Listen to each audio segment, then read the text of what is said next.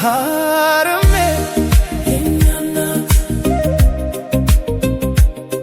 ማሬ ከውስጥ ስወጣ ሲቆረጥ ትብቴ የዓለም አቀፍ እናቶች ቀን አመጣጥና አከባበር ምን ይመስላል? እናት ትኑር ሁሌም ትሂድ አጎንብሳ ህመም ታክማለች በእጆቿ ደባብሳ። ይህ የእናትን ሕያው ፍቅር ለመግለጽ የተደረደረ ስንኝ ነው። ማንም ከአብራኳ የወጣ ሁሉ ምትክ የለሽ ይላታል እናትን። እናት ስለ ልጇ የማትሆነው ስለሌላትም ሁሉም ነገር ናት በሚል ነው የምትሞገሰው። እናት አልባ ቤት በረሃ ነው የሚለው ኢትዮጵያዊ ብሂል የዚህ ማሳያ ነው። በምንም የማይተካው የእናትን ውለታ ለመዘከር ታዲያ የተባበሩት መንግስታት ድርጅት በየዓመቱ የእናቶች ቀን ተከብሮ እንዲውል ውሳኔ ማስተላለፉ ይታወቃል። በየዓመቱ የሚከበር ሲሆንም ግንቦት ወር በገባ በሁለተኛው እሁድ ተከብሮ የሚውለው የተባበሩት መንግስታት ድርጅት እንዳስታወቀው የእናቶች ቀን በየዓመቱ ተከብሮ እንዲውል የተወሰነው እናቶች ለዓለማችን የሚያበረከቱት አስተዋጽኦ ለማስታወስ ነው። ሁሉም ቀናት የእናቶች ናቸው ሲል የሚጠቅሰው የድርጅቱ መረጃ በየዓመቱ እንዲከበር መወሰን ደግሞ በየቀኑ የእናቶችን ውለታ ይበልጥ ለመዘከር እንደሆነ አክብሮታዊ ሰላምታችን ወደ እናንተ ያደረስ ዝግጅታችንን ሰብስክራይብ፣ ላይክ እና ሼር ያደረጋችሁ እንድትከታተሉ እንጋብዛለን። መልካም ቆይታ።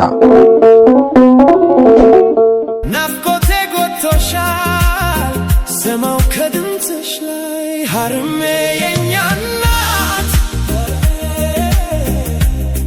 ማሬ የኛ ለመሆኑ የእናቶች ቀን እንዴት መከበር ጀመረ? ታሪካዊ ዳራው ምን ይመስላል? እንመለከተዋለን። የእናቶች ቀን ታሪክ ወደ ጥንት ግሪኮችና ሮማውያን ወደ ኋላ ይወስደናል። ጥንታዊ ግሪኮች፣ ሮማውያን ሪሃና ሳይቤል ለተባሉ እናት አማልክቶች የምስጋና ፌስቲቫል ያዘጋጁ ነበረ። በቀደም ክርስቲያን ታሪክም እናት ሰንበት ሞርኒንግ ሰንደይ የሚባል ፌስቲቫል እንደነበረም ታሪክ ያወሳል። በዩናይትድ ኪንግደምና በተለያዩ የአውሮፓ ሀገራት ይከበር የነበረው ይህ ቀን በአብይ ጾም አራተኛ እሁድ የሚውል ሲሆን ቀኑም አማኞች በአቅራቢያቸው ወዳለ ወደ እናት ቤተክርስቲያን ለተለየ አገልግሎት የሚሰባሰቡበት ነበር። በጊዜው ሂደት ይህ ሃይማኖታዊ ስርዓት ከቤተክርስቲያን እየተነጠለ የመጣ ሲሆን በዚህ ቀን ልጆች ለእናቶቻቸው አበባና ስጦታ ወደሚያከብሩበት ልምድ እየተቀየረ ሊሄድ ችሏል። ይህም ልማድ ከጊዜ ብዛት ቀስ በቀስ በአሜሪካኖቹ የእናቶች ቀን አከባበር ባህል በ1930ዎቹና 40ዎቹ እየተዋጠና እየደበዘዘ ሌላ መልክ መያዝ ጀመረ። መስራች እናቶች በአሜሪካ በ19ኛው መቶ ክፍለ ዘመን ከእርስ በርስ ጦርነት ቀደም ብሎ አና ሪቪስ ጃርቪስ የተባለች አንዲት የምዕራብ ቨርጂኒያ ሴት የእናቶች ቀን ክለብ በማቋቋም የአካባቢው እናቶች እንዴት ልጆቻቸውን መንከባከብ እንዳለባቸው ማስተማር ጀመረች። በኋላም ጃርቪስ በ1868 ዓ.ም የእናቶች ወዳጅነት ቀንን በማደራጀት የአሜሪካን ውህደት እውን ለማድረግ በነበረው ጥረት ውስጥ እናቶች ጎራ ለይተው የሚዋጉትን ወታደሮች በማስታረቅ ትልቁ ሚና እንዲጫወቱ ረድታለች። ሌላዋ የእናቶች ቀን መስራች እናት ለአሜሪካ ሴቶች የመመረጥ መብት በመታገል የምትታወቀው ጁሊያ ዋርድ ሁ ናት። በ1870 ዓ.ም ሁ የእናቶች ቀን አዋጅ ይፋ አደረገች። የዓለም እናቶች ለዓለም ሰላም እንዲተባበሩ ጥሪዋን አስተላልፋ ነበረ። በዚህም መሰረት ሁ የእናቶች የሰላም ቀን በየዓመቱ ጁን 2 እንዲከበር በ1873 ዓ.ም ዘመቻ አድርጋ ነበረ። በእናቶች ቀን መስራች እናትነት ታሪክ ውስጥ ከሚጠቀሱት ባለታሪኮች ጁሊየት ካርሁ፣ ብላክሊ፣ ሜሪ ቶልስ ሳሰንስ እና ፍራንክ ኸርኒንግ የመሳሰሉት ይገኙበታል።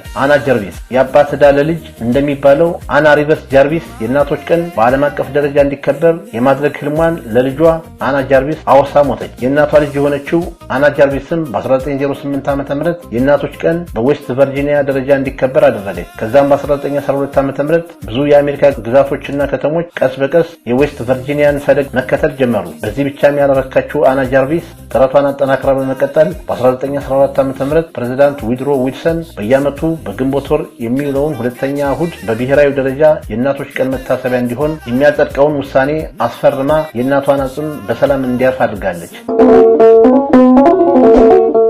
አና ጃርቪስ በመጀመሪያ ቀኑ ተከብሮ እንዲውል የምታስበው የነበረው በቤተሰብ ደረጃ ልጆች እናቶቻቸውን በመጎብኘት አሊያም በቤተክርስቲያን ነበረ። ይሁንና ይህ ምኞቷ ሳይሆን ቀርቶ ኋላ ላይ የቀኑን አከባበር የንግዱ ስርዓት ስለበረዘባት መበሳጨት ጀመረች። በተለይም የአበባና የስጦታ ካርድ ነጋዴዎች ዕለቱን ለገበያ ጥቅማቸው በሚመች መልኩ እንዲከበር እያደረጉት እንደሆነ ስትረዳ ይበልጥኑ ተናደደች። የቀኑን አከባበር እሷ ካለመችው መንገድ እያፈነገጠ ሲመጣ ተቃውሟን ማሰማት ጀመረች። አና ጃርቪስ ሁኔታው ሲባባስ ቀኑ ከአሜሪካ ካላንደር ላይ እንዲሰረዝ በዘመቻ እስከ መጠየቅም ደርሳ ነበር።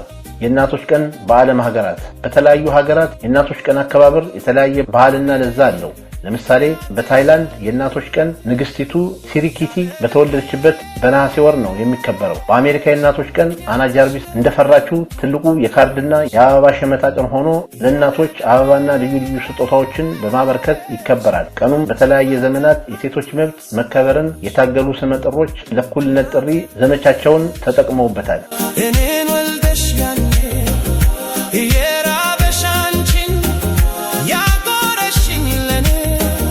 የተጠማሽ አንቺ የተታሽ ለኔ ሀርሜ የኛ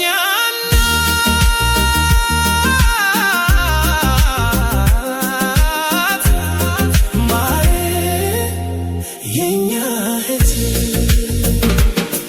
የሞት አይኑ ያዝ ከን ሞልቶልኝ ልምታ ውለታሽን ልክፈል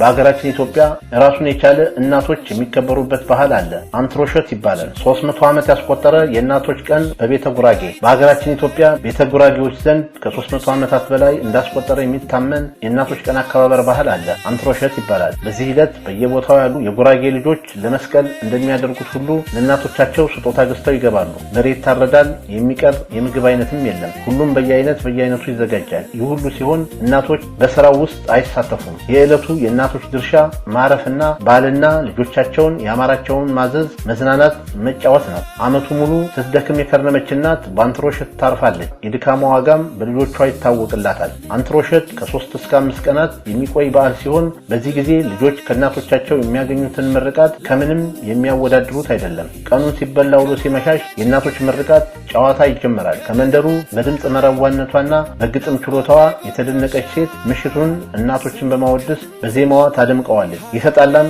ይታረቃል። ይህ በዓል በየዓመቱ በጥር ወር መጨረሻ የሚከበር በዓል ነው። በመሃል ለረጅም ጊዜ ተረስቶ የቆየው ይህ የእናቶች ቀን በዓል አሁን ትኩረት እያገኘ የመጣ ይመስላል።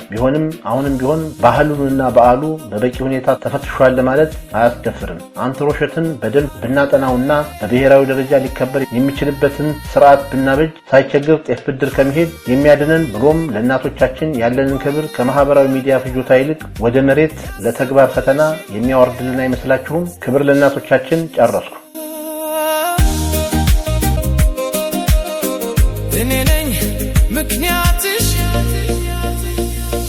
ያለ ዕድሜሽ ምክንያትሽ ለወገን ጉብተትሽ ያለ ዕድሜሽ